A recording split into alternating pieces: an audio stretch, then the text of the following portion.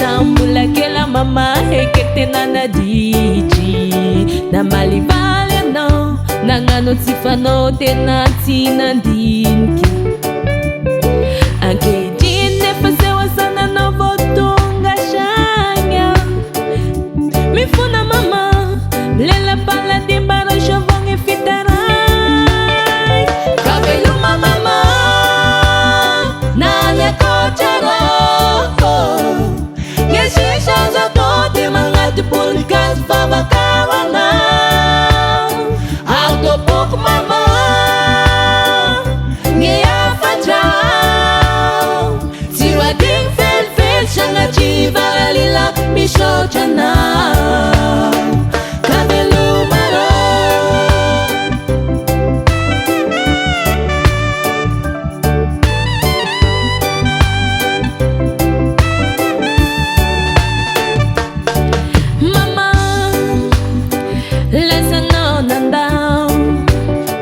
Tena tsy mampino nananda way ayanao nefa tsisy azo atao tsy efa manotra na tsy foiko anao zay angamany latry zay koa agnanjara mandrapiaonarô hinoko rô mama indraika hitagnesaikinao iaraka ifaly hagnafara malahelagny fôko mama lamatsiaro anao lasa diano maso mandohaliky mitalao te ahitanao kaveloma mama naniakotrarô ngesisazatote magnaty polikas vavakawana Autopok mama Ngeafajao Siwading fel fel shanga chiva lila mishochana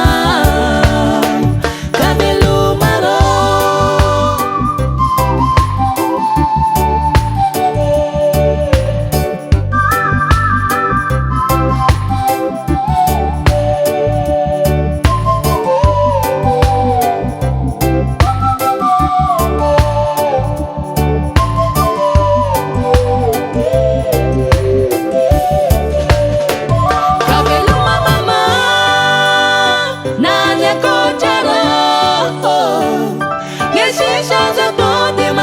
Polikas babakawana